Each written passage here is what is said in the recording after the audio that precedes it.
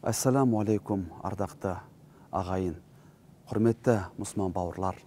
Бір күнде бір хадис тақырыбында Алла елшісі Мұхаммед саллаллаху алейхи уассалам әкенің бала алдындағы басты міндеттері оған жақсы есім қою және жақсы тәлім тәрбие беру деп айтады.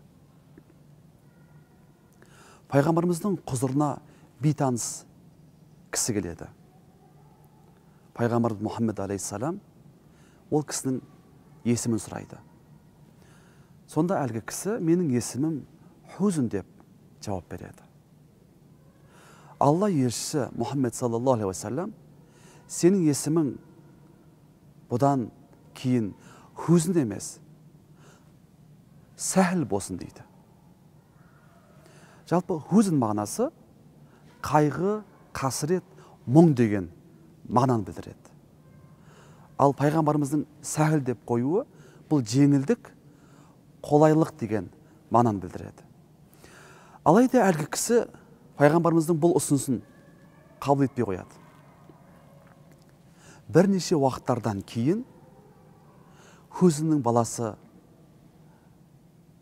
әкеміз сол Хузн деген есімді өлілгенше өзгерткен жоқ дейді. Бірақ та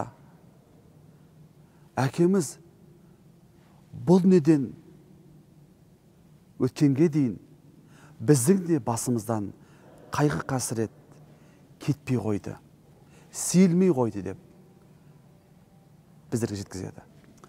Құрметті мұсылман бауырлар, олай болса ұлдарымыз иманды, қыздарымыз ибалы болу үшін бірінші жақсы есім қою, екінші оларға жақсы тәлім тәрбие беру біздер үшін міндет екен. Алла тағала баршамызды өзіне лайықты құл болуды жазсын. Ахру дауана анилхамдулиллахи раббил аламин.